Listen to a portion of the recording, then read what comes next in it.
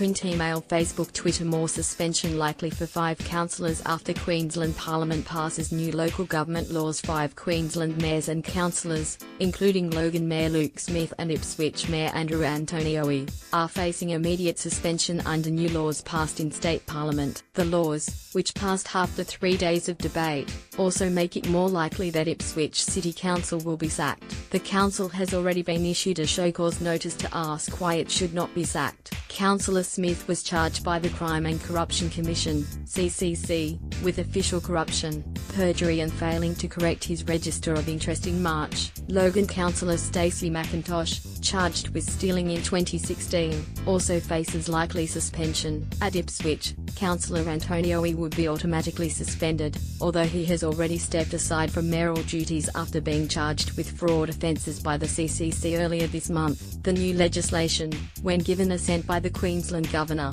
will automatically mean the suspension of any councillor on serious charges. The amendments also give local government minister Sterling Hinchliffe the power to sack councils when it is in the public interest. Earlier this month, Mr. Hinchliffe moved to sack the entire Ipswich Council and have administrators appointed, after the arrests of a string of people linked to the council, including 2 mayors and 2 CEOs. It is unclear whether Mr. Hinchliffe will use the new powers to sack the entire Ipswich Council. He said the legislation heralded a new era of accountability in local government. Queenslanders expect and deserve good government that's transparent and accountable, he said.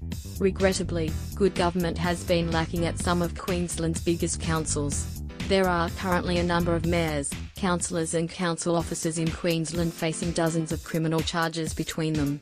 The Crime and Corruption Commission has warned there are more charges on the way. Our reforms are not designed to catch those who make genuine mistakes, but to deal with the tiny minority not living up to community expectations. Debate on this bill was staggered while the opposition supported the legislation. Local government spokeswoman Anne Leahy said Labor ignored sensible safeguards and hurried their reforms through state parliament. The LNP supports tough laws but checks and balances are missing, Ms. Leahy said.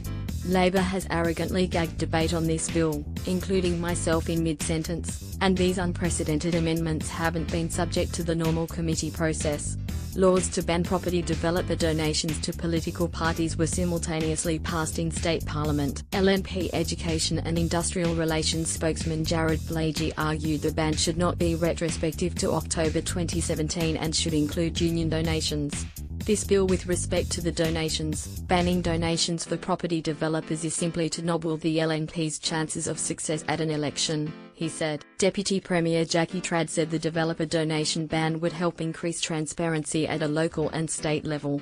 Those opposite are incredibly desperate, they're desperate to hide donations, she said. Print, email, Facebook, Twitter. More.